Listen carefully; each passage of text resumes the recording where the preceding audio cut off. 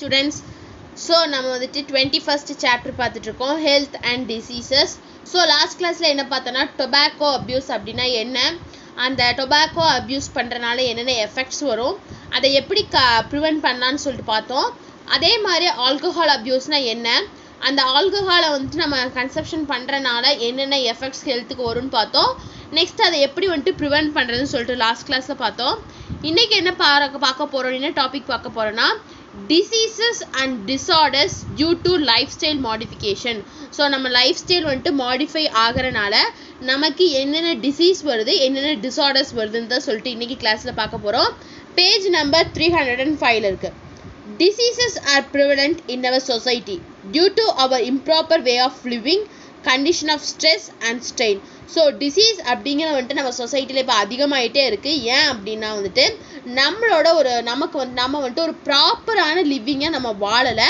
அதே மாதிரி நமக்கு நிறைய ஸ்ட்ரெஸ்ஸு, நிறைய ஸ்ட்ரெயின், ஸோ நிறைய ஸ்ட்ரெஸ் இருக்குது. ஸோ அதனால வந்துட்டு டிசீஸ் அப்படிங்கிறது வந்துட்டு நம்ம சொசைட்டியில் வந்துட்டு ரொம்பவே ப்ரிவலண்ட்டாக இருக்குது அப்படிங்கிறாங்க.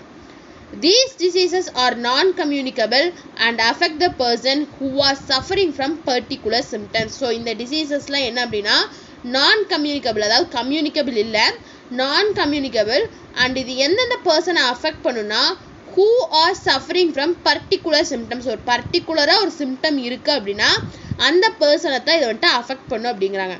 It is impairment of body tissue or organ, disturbances in the metabolic function which require modification of individuals normal life. So இதெல்லாம் என்ன அப்படின்னா இம்பேர்மெண்ட், அதாவது வந்துட்டு நம்ம பாடியில் இருக்கக்கூடிய டிஷ்யூஸோ ஆர்கனோ வந்துட்டு கரெக்டாக இல்லை அப்படின்னாலும், இல்லை வந்துட்டு நம்மளோட மெட்டபாலிக் ஃபங்க்ஷன்ஸ் வந்துட்டு டிஸ்டர்ப் ஆனாலோ, அந்த மெட்டபாலிக் ஃபங்க்ஷன் டிஸ்டர்ப் ஆனாலோ, இல்லாட்டி அந்த மெட்டபாலிக் ஃபங்க்ஷன் நடக்கிறதுக்கு நம்மளோட லைஃப் ஸ்டைலில் வந்துட்டு சில மாடிஃபிகேஷன் தேவைப்படுது. அந்த மாடிஃபிகேஷனை ஒருத்தர் புரிஞ்சுக்காம அதே லைஃப் ஸ்டைலை அவங்க ஃபாலோ பண்ணுறனால இந்த ப்ராப்ளம்ஸ்லாம் வந்துட்டு வருது அப்படின்னு சொல்கிறாங்க. ஸோ இந்த நம்மளோட லைஃப் ஸ்டைல் மாடிஃபிகேஷனால நிறைய ப்ராப்ளம்ஸ் வருது. ஸோ இன்றைக்கி கிளாஸ் நம்ம என்ன பார்க்க போகிறோன்னா ஒரே ஒரு ப்ராப்ளம் என்னென்னா டயாபெட்டிஸ் மெலிட்டஸ். ஸோ அந்த ப்ராப்ளத்தை பற்றி மட்டும்தான் இன்றைக்கி கிளாஸில் பார்க்க போகிறோம். So diabetes mellitus. Diabetes mellitus is a chronic metabolic disorder. So diabetes mellitus அப்படிங்கிற வந்துட்டு ஒரு metabolic disorder. In Greek, diabetes running through, mellitus sweet. So Greek wordல diabetes அப்படின்னு என்னன்னா running through அப்படிங்கிறது வந்துட்டு மீனிங், mellitus அப்படின்னா வந்துட்டு ஸ்வீட், அதாவது ஸ்வீட் டேஸ்ட் இருக்குல்ல, அதுதான் mellitus. It is characterized by increased blood glucose level due to insufficient, deficient or failure of insulin secretion. So இது எதனால் வந்துட்டு இதுக்கு என்ன கேரக்டர் அப்படின்னா வந்துட்டு எதனால் வருதுன்னா நம்ம பிளட்ல இருக்கக்கூடிய குளுக்கோஸ் லெவல் இன்க்ரீஸ் ஆகிறது மூலிமா. அந்த குளுக்கோஸ் லெவல் வந்துட்டு எதனால் இன்க்ரீஸ் ஆகும் அப்படின்னா due to insufficient, deficient or failure of insulin secretion. So நம்ம பாடியில் இன்சுலினோட செக்ரீஷன் வந்துட்டு இன்சஃபிஷியண்ட்டாக இருந்தாவோ, போதுமானதாக இல்லையோ, இல்லாட்டி டெஃபிஷியன்ட் ரொம்ப கம்மியாக இருந்தாலோ, இல்லை அந்த இன்சுலின் செக்ரீஷன் ஃபெயிலியர் ஆனாலோ இந்த பிளட் சுகர் லெவல் வந்துட்டு இன்க்ரீஸ் ஆகுது. This is most common pancreatic endocrine disorder. So வந்துட்டு இது வந்துட்டு ரொம்ப மோஸ்ட் காமனான ஒரு pancreatic endocrine disorder தான். This incidence of type 1 and type 2 diabetes is increasing worldwide. So இந்த type 1 and type 2 diabetes அப்படிங்கிறது வந்துட்டு இன்க்ரீஸ் ஆகிட்டே இருக்குது. Not only in India, world வைடில் வந்துட்டு இது இன்க்ரீஸ் ஆகிட்டே தான் இருக்குது அப்படின்னு சொல்கிறாங்க. ஸோ டயாபெட்டிஸ் மெலிட்டஸ் அப்படிங்கிற பார்க்கும்போது இது என்ன அப்படின்னா நம்மளோட இன்க்ரீஸ்ட் பிளட் குளுக்கோஸ் லெவல் தான் வந்துட்டு டயாபெட்டிஸ் மெலிட்டஸ்ன்னு சொல்கிறோம்.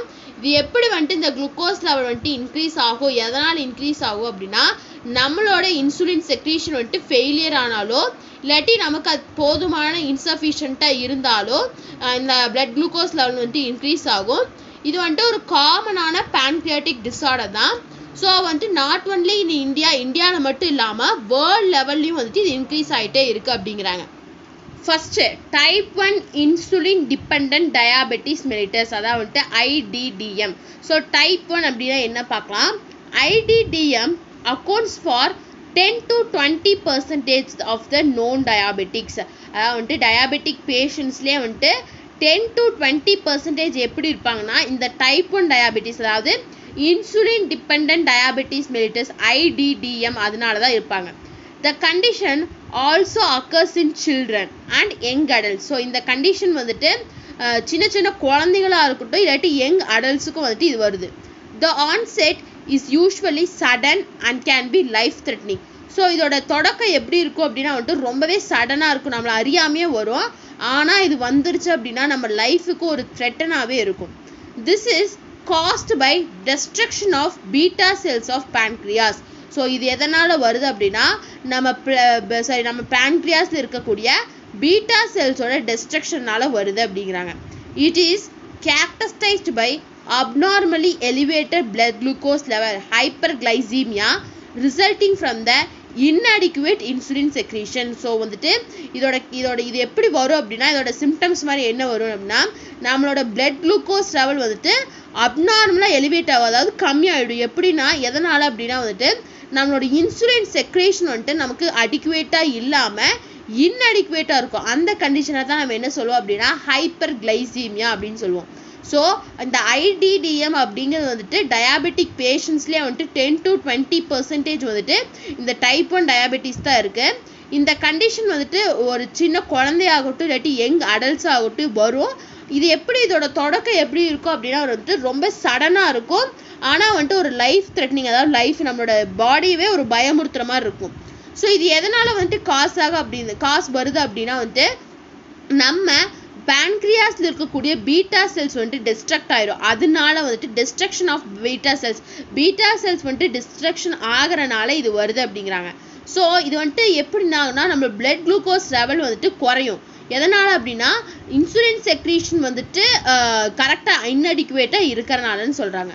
ஸோ காசஸ் பாருங்கள், genetic inheritance and environmental factors R the causes for this condition. So இந்த ஜெனட்டிக் இன்ஹெரிட்டன்ஸ் அப்படிங்கிறது வந்துட்டு பரம்பரையாகவும் ஒருத்தருக்கு வந்துட்டு வரலாம், ஹெரிடிட்ரியாகவும் வரலாம். இல்லை நம்மளோட என்விரான்மெண்டல் ஃபேக்டர்ஸ், அதாவது வந்துட்டு என்விரான்மெண்ட்டில் இருக்கக்கூடிய வைரஸ்னாலேயோ இல்லை நம்ம ஸ்ட்ரெஸ்னாலேயோ வந்துட்டு வரலாம். ஸோ இந்த ரெண்டும் தான் வந்துட்டு இந்த டைப் 1 டயாபெட்டிஸுக்கு வந்துட்டு ஒரு மெயின் காஸ் அப்படின்னு சொல்கிறாங்க. ஸோ இதான் வந்துட்டு ஃபர்ஸ்ட் டைப். செகண்ட் பாருங்கள் டைப் 2, அதாவது நான் இன்சுலின் டிபெண்ட் டயாபெட்டிஸ் மெலிட்டஸ், அதாவது இன்சுலின் வந்துட்டு டிபெண்ட் பண்ணாது இந்த டயாபெட்டிஸ் மெலிட்டஸ், அதான் வந்துட்டு NIDDM. This is also called as adult onset diabetes and accounts for 80 to 90% of the diabetic population. So இதுக்கு இன்னொரு பேர் என்ன அப்படின்னா பார்த்தீங்கன்னா adult onset diabetes. ஸோ வந்துட்டு 80 to 90%, அதாவது இந்த டயாபெட்டிக் பேஷண்ட்லேயே வந்துட்டு 80 to 90% இருக்கக்கூடிய அவங்களுக்கு வந்துட்டு என்ன இருக்குன்னா இந்த டைப் 2 டயாபெட்டிஸ் தான் இருக்கும். It develop slowly, usually milder and more stable. இது வந்துட்டு எப்படி டெவலப் ஆகும் அப்படின்னா ரொம்ப ஸ்லோவாக டெவலப் ஆகும், ரொம்ப மைல்டு கண்டிஷனில் தான் டெவலப் ஆகும், ஆனால் ரொம்பவே ஸ்டேபிளாக இருக்குங்கிறாங்க. Insulin production by the pancreas is normal but its action is impaired. ஆனால் வந்துட்டு இங்கே வந்துட்டு இன்சுலின் ப்ரொடக்ஷன் வந்துட்டு நார்மலாக இருக்கும், பேன்க்ரியாஸில் இன்சுலின் ப்ரொடக்ஷன் நார்மலாக இருக்கும், ஆனால் அதோட ஆக்ஷன் அந்த இன்சுலினோட ஆக்ஷன் வந்துட்டு கரெக்டாக இருக்காது. The target cells do not respond to the insulin. So insulin வந்துட்டு சில டார்கெட் ஆர்கன்ஸ்லாம் இருக்கும். ஸோ இன்சுலின் வந்துட்டு இங்கே போனால் தான் அந்த ஆர்கன்ஸ் வந்துட்டு கரெக்டாக வந்துட்டு ஃபங்க்ஷன் ஆகும்னு இருக்கும். ஸோ இன்சுலின் அங்கே போனாலும் அந்த டார்கெட் ஆர்கன்ஸ் வந்துட்டு கரெக்டாக ரெஸ்பாண்ட் பண்ணாது. It does not allow the movement of glucose into the cells. So அந்த டார்கெட் செல்ஸ் என்ன பண்ணாது, அந்த குளுக்கோஸை வந்துட்டு செல்ஸ்குள்ளே போகிறதுக்கு அலோ பண்ணாது அப்படிங்கிறாங்க. ஸோ டைப் 2 டயாபெட்டிஸ்னு பார்க்கும்போது இதுக்கு இன்னொரு பேர் தான் என்னென்னா அடல்ட் ஆன்செட் டயாபெட்டிஸ். இது வந்துட்டு டயாபெட்டிக் பாப்புலேஷன்லேயே 80 to 90% ஆஃப் டயாபெட்டிஸ் பேஷண்ட்ஸுக்கு வந்துட்டு இந்த டைப் 2 டயாபெட்டிக்ஸ் தான் இருக்கும். ஸோ இது வந்துட்டு இன்சுலின் ப்ரொடக்ஷன் வந்துட்டு பேன்க்ரியாஸில் நார்மலாக இருக்கும், ஆனால் அந்த இன்சுலினோட ஆக்ஷன் வந்துட்டு கரெக்டாக இருக்காது. அந்த டார்கெட் செல்ஸுக்கு இந்த இன்சுலின் வந்துட்டு கரெக்டாக ரெஸ்பாண்ட் பண்ணாது. ஸோ வந்துட்டு இந்த குளுக்கோஸ் வந்துட்டு இந்த குளுக்கோஸ் வந்துட்டு அந்த செல்ஸ்குள்ளே போகிற மூமெண்ட்டை வந்துட்டு இதை அலோவ் பண்ணாது அப்படிங்கிறாங்க. ஸோ இதை வந்துட்டு டயாபெட்டிஸ் இன்சுலின்ஸ் காசஸ் அப்படின்னு பார்த்தீங்க அப்படின்னா the causes are multifactorial which include increasing age, obesity, sedentary life styles, overeating and physically inactive. So வந்துட்டு இதோட காசஸ் அப்படி பார்த்தீங்கன்னா மல்டிஃபேக்டோரியல், அதாவது நிறைய காசஸ் இருக்குது. என்ன அப்படின்னா ஏஜ் வந்துட்டு இன்க்ரீஸ் ஆக வரும், அதே மாதிரி ஒபிசிட்டி நம்மளோட ஒபிசிட்டினாலே வரும், செடென்ட்ரி லைஃப் அப்படின்னா வந்துட்டு சும்மா வந்துட்டு மாட்ரேட், அதாவது ஒர்க்கு வந்துட்டு moderate work, sedentary work, heavy ஒர்க்குன்னு சொல்லுவாங்க. ஸோ ஒரு செடென்ட்ரி லைஃப் ஸ்டைலில் வந்துட்டு ரொம்ப ரொம்பவே ஒர்க் பண்ணாமல் சும்மாவே உட்காந்துட்டு இருப்பாங்க. அதான் வந்துட்டு செடென்ட்ரி லைஃப் ஸ்டைல். ஸோ அப்படி சும்மாவே இருக்கவங்களுக்கு வந்துட்டு இந்த டயாபெட்டிஸ் அப்படிங்கிறது வரும். அதே மாதிரி ஓவர் ஈட்டிங், ரொம்ப அதிகமாக சாப்பிடும்போது வரும். அண்ட் ஃபிசிக்கலாக இன்ஆக்டிவாக இருக்கவங்களுக்கு வந்துட்டு இந்த டயாபெட்டிஸ் மெலிட்டஸ் வந்துட்டு வருங்கிறாங்க. ஸோ இதான் வந்துட்டு காசஸ். நெக்ஸ்ட் இதோட சிம்டம்ஸ் என்னென்ன அப்படின்னு பார்த்தீங்கன்னா, diabetes mellitus is associated with several metabolic alteration. அதாவது வந்துட்டு இந்த டயாபெட்டிஸ் மெலிட்டஸ் அப்படிங்கிறது வந்துட்டு எது கூட வந்துட்டு அசோசியேட் ஆகிருக்கு அப்படின்னா, சில மெட்டபாலிக் ஆக்டிவிட்டி, அதாவது மெட்டபாலிக் ஃபங்க்ஷன்ஸ் கூட சில ஆல்ட்ரேஷனால வந்துட்டு இது அசோசியேட் ஆகிருக்கு. இந்த மோஸ்ட் இம்பார்ட்டன்ட் சிம்டம்ஸ், அதாவது இதோட மோஸ்ட் இம்பார்ட்டன்ட் சிம்டம்ஸ் என்ன அப்படின்னா, ஃபர்ஸ்ட் ஒன் என்ன அப்படின்னா வந்துட்டு increased blood glucose level. So நம்மளோட பிளட்டோட குளுக்கோஸ் லெவல் வந்துட்டு இன்க்ரீஸ் ஆகும். அதைத்தான் என்ன சொல்கிறோம் அப்படின்னா வந்துட்டு ஹைப்பர் கிளைசீமியா அப்படின்னு சொல்கிறோம். அதாவது இந்த டைப் 1 டயாபெட்டிஸில் பார்த்தோம்ல ஹைப்பர் கிளைசீமியா. ஸோ வந்துட்டு நம்மளோட பிளட் குளுக்கோஸ் லெவல் வந்துட்டு இன்க்ரீஸ் ஆகும். Next increased urine output leading to dehydration. So urine வந்துட்டு அடிக்கடி ரொம்பவே இன்க்ரீஸ் யூரின் அவுட்புட் இருக்கும், அதாவது பாலியூரியான்னு சொல்லுவோம். ஸோ அந்த யூரின் வந்துட்டு அடிக்கடி போயிட்டே இருக்கும். ஸோ அதனால் என்ன ஆகும்னா நமக்கு டீஹைட்ரேஷன் ஆகும். Loss of water level leads to thirst resulting in increased fluid intake. So நம்மளோட அடிக்கடி வந்துட்டு தாகம் அடிச்சுக்கிட்டே இருக்கும். அதாவது வந்துட்டு நம்ம பாடியில் வாட்டர் கண்டென்ட் கம்மியாக நமக்கு வந்துட்டு அடிக்கடி தாகம் எடுத்துகிட்டே இருக்கும். ஸோ அதனால என்ன ஆகும்னா நம்ம ஃப்ளூயிட் இன்டேக் வந்துட்டு ஹையாக எடுத்துக்குவோம். ஸோ அதுவும் வந்துட்டு இதோட சிம்டம் தான். Excessive glucose excreted in the urine. So வந்துட்டு நம்ம யூரினில் வந்துட்டு எக்ஸசிவ் நிறைய குளுக்கோஸ் வந்துட்டு எக்ஸ்க்ரீட் ஆகிடும். Excess hunger due to the loss of glucose in urine. So அப்படி வந்துட்டு அந்த யூரினில் வந்துட்டு குளுக்கோஸ் நிறைய லாஸ் ஆகும்போது நமக்கு வந்துட்டு ரொம்பவே பசி எடுக்கும். Fatigue and loss of weight. So வந்துட்டு அடிக்கடி மயக்கம் வரும். அதே மாதிரி நம்மளோட வெயிட் லாஸ் வந்துட்டு இருக்குங்கிறாங்க. ஸோ இதெல்லாமே சிம்டம்ஸ். ஸோ சிம்டம்ஸ்னு பார்க்கும்போது ஃபர்ஸ்ட் என்னென்னா நம்மளோட பிளட் குளுக்கோஸ் லெவல் வந்துட்டு இன்க்ரீஸ் ஆகும். அதுதான் நம்ம ஹைப்பர் கிளைசீமியான்னு சொல்கிறோம். நெக்ஸ்ட் வந்துட்டு யூரின் அவுட்புட். ஸோ அடிக்கடி யூரின் போயிட்டே இருப்பாங்க. அதனால அடிக்கடி யூரின் போகும்போது என்னென்னா டீஹைட்ரேஷன் வந்துட்டு வரும். அதே மாதிரி நம்மளோட பாடியில் இருக்கக்கூடிய வாட்டர் லாஸ் ஆகும். அதனால என்ன அப்படின்னா நமக்கு அடிக்கடி தாகம் எடுத்துகிட்டே இருக்கும். ஸோ அதனால நம்ம என்ன பண்ணுவோம், தாகம் எடுக்கும்போது நம்மளோட ஃப்ளூயிட் இன்டேக் வந்துட்டு அதிகமாகும். நெக்ஸ்ட் வந்துட்டு எக்ஸசிவ் குளுக்கோஸ், அதாவது வந்துட்டு நம்ம யூரினில் வந்துட்டு எக்ஸசிவ் குளுக்கோஸ் வந்துட்டு எக்ஸ்க்ரீட் ஆகிடும். ஸோ அப்படி அந்த குளுக்கோஸ் வந்துட்டு எக்ஸஸாக வந்துட்டு எக்ஸ்க்ரீட் ஆகும்போது நமக்கு அடிக்கடி பசி எடுத்துக்கிட்டே இருக்கும். அண்ட் லாஸ் ஆஃப் வெயிட் இருக்கும், ஃபேட்டிக் வந்துட்டு இருக்குன்னு சொல்கிறாங்க. So these are the symptoms of diabetes mellitus. Next பாருங்கள், அது எப்படி ப்ரிவென்ட் பண்ணலாம், அதை எப்படி கண்ட்ரோல் பண்ணலாம் அப்படிங்கிறது. Diet, hypoglycaemic drugs, insulin injection and exercises are the management option based on the type and severity of the condition. So எந்த type, அதாவது டைப் 1 டயாபெட்டிஸா இல்லை டைப் 2 டயாபெட்டிஸாங்கிறது பேஸ் பண்ணியும் அவங்க எந்த பொசிஷனில் இப்போ இருக்காங்க, அவங்க ரொம்ப சிவியராக இருக்காங்களா இல்லை மாட்ரேட்டாக இருக்காங்களாங்கிறது பேஸ் பண்ணியும் அவங்களோட டயட்டு இல்லாட்டி அவங்க எடுத்துக்கக்கூடிய மெடிசன் இல்லாட்டி இன்சுலின் இன்ஜெக்ஷன், அதாவது இந்த சுகர் பேஷண்ட்ஸ்க்குலாம் அடிக்கடி இன்சுலின் இன்ஜெக்ஷன் மார்னிங் போடுவாங்க. ஸோ அவங்களோட எப்படி அவங்க எந்த பொசிஷன் எந்த ஸ்டேஜ் இருக்காங்கன்னு பார்த்துட்டு இந்த மாதிரி சொல்லுவாங்க. அவங்களோட டயட்டை மாற்ற சொல்லுவாங்க. இப்போ ஸ்டார்டிங் ஸ்டேஜ் அப்படின்னா அவங்களோட டயட்டை மட்டும் அவங்க எடுத்துக்கூடிய ஃபுட்டை மட்டும் மாற்ற சொல்லுவாங்க. இல்லாட்டி கொஞ்சம் சிவியராக இருந்துச்சு, அதாவது வந்துட்டு 25% இருந்தால் அவங்களுக்கு டயட் மட்டும், ஒரு 50% வந்துட்டாங்க அப்படின்னா வந்துட்டு அவங்களுக்கு வந்து ட்ரக்ஸ், அதாவது டேப்லெட்ஸ் கொடுப்பாங்க.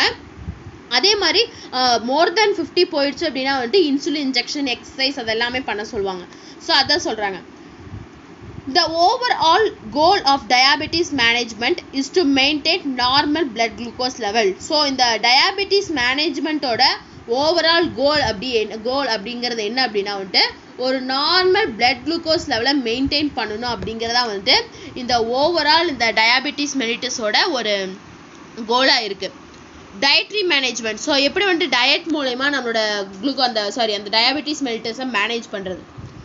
low carbohydrate and fiber rich diets are more appropriate. So வந்துட்டு நம்ம அதிகமாக கார்போஹைட்ரேட் இருக்கக்கூடிய ஃபுட்ஸை எடுத்துக்கக்கூடாது.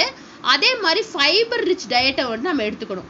Carbohydrate should be taken in the form of starch and complex sugars. So carbohydrate இருக்கக்கூடிய ஃபுட்ஸை வந்துட்டு எந்த ஃபார்மில் எடுத்துக்கணும் அப்படின்னா ஸ்டார்ச் ஃபார்ம்லேயும் காம்ப்ளெக்ஸ் சுகர் ஃபார்ம்ஸ்லேயும் தான் எடுத்துக்கணும். refined sugars sucrose and glucose should be avoided. அதாவது வந்துட்டு நம்ம வீட்டில் இருக்கக்கூடிய அந்த வெள்ளை சக்கரை இருக்குல்ல, ஸோ அதை எல்லாத்தையுமே அவாய்ட் பண்ணாதான் வந்துட்டு ரிஃபைன்டு சுகர்ஸ்னு சொல்லுவாங்க. அந்த குளுக்கோஸ் அண்ட் சுக்ரோஸ் அதை வந்துட்டு கம்ப்ளீட்டாக அவாய்ட் பண்ணிடணும். Diet comprising whole grains, millets, green leafy vegetables, wheat and unpolished rice should be included in the diet regularly. So நம்ம டெய்லி சாப்பிடக்கூடிய ஃபுட்டில் வந்துட்டு என்னென்ன சேர்த்துக்கணும் அப்படின்னா ஹோல் ரைஸ், அதாவது இந்த முழு தானிய வகைகள்னு சொல்லுவாங்க, அது சேர்த்துக்கணும். இந்த மில்லட்ஸ், கம்பு, ராகி, கேழ்வரகு, அந்த பாஜ்ரா, அந்த சோளம், அது எல்லாத்தையுமே நம்ம டயட்டில் எடுத்துக்கணும். அதே மாதிரி அந்த ரைஸ் நம்ம எடுத்துக்கக்கூடிய ரைஸ் வந்துட்டு பாலிஷ்டு ரைஸ் எடுத்துக்கக்கூடாது. அன்பாலிஷ்ட் ரைஸ் இல்லாட்டி ப்ரௌன் ரைஸ் அந்த மாதிரி ரைஸ் எடுத்துக்கணும். அதே மாதிரி நிறைய க்ரீன் லீஃபி வெஜிடபிள்ஸில் நம்ம டயட்டில் இன்க்ளூட் பண்ணிக்கணும். வீட், அதாவது வந்துட்டு ரைஸ் எடுக்கிறதுக்கு பதிலாக ரைஸுக்கு ஈக்குவலாக வந்துட்டு இந்த மில்லட்ஸ், அந்த கம்பு, அந்த கேழ்வரகு அது மாதிரி நம்ம எடுத்துக்கலாம். Carbohydrate is maintain to about 50 to 55% of total calories. So carbohydrate வந்து எந்த லெவலில் மெயின்டைன் ஆகணும்? 50 to 50% டோட்டல் கேலோரிஸில் 50 to 55% வரைக்கும் அது மெயின்டைன் ஆகணும். High protein content of 10 to 15% of the total intake is required to supply essential amino acids. So வந்துட்டு நம்ம எடுத்துக்கக்கூடிய ஃபுட்டில் வந்துட்டு 10 to 15% வந்துட்டு கார்போஹைட்ரேட் வந்துட்டு கம்பல்சரியாக இருக்கணும். ஸோ அப்படி அந்த கம்பல்சரியாக அந்த ப்ரோட்டீன் கண்டென்ட் நம்ம எடுத்துக்கும் போது அது எதுக்குன்னா எசென்ஷியல் அமினோ ஆசிடை சப்ளை பண்ணுறதுக்கு நம்ம அந்த 10 to 15% வந்துட்டு ஹை ப்ரோட்டீன் கண்டென்ட் ஃபுட்டை வந்துட்டு எடுத்துக்கணும். நெக்ஸ்ட் பாருங்க, ஃபேட் கண்டென்ட் இந்த டயட் ஷுட் பி 15 to 25%. அதாவது வந்துட்டு அந்த டயட்டில் நம்ம சாப்பிடக்கூடிய டயட்டில் வந்துட்டு எவ்வளோ கண்டென்ட் ஃபேட் இருக்கணும் அப்படின்னா 15 to 25% வரைக்கும் தான் அந்த ஃபேட் கண்டென்ட் இருக்கணும். Saturated fat intake should be reduced. So unsaturated, அதாவது பாலி அன்சாச்சுரேட்டட் ஃபேட்ஸ் தான் நம்ம உடம்புக்கு நல்லது. ஸோ அதனால வந்துட்டு இந்த சேச்சுரேட்டட் ஃபேட்டை வந்துட்டு நம்ம ரெடியூஸ் பண்ணிக்கணும். Poly unsaturated fat intake should be reduced. Polyunsaturated fatty acid content should be higher. So நம்ம எடுத்துக்கக்கூடிய ஃபேட் கண்டென்ட்டில் சேச்சுரேட்டட் ஃபேட் கண்டென்ட் வந்துட்டு கம்மியாக இருக்கணும், பாலிஅன்சாச்சுரேட்டட் ஃபேட்டி ஆசிட் கண்டென்ட் வந்துட்டு அதிகமாக இருக்கணும்னு சொல்கிறாங்க. ஸோ டயட்ரி மேனேஜ்மெண்ட்னு பார்க்கும்போது ரொம்ப லோ கார்போஹைட்ரேட்டோ ஃபைபர் ரிச் ஃபுட்ஸையும் நம்ம எடுத்துக்கணும்.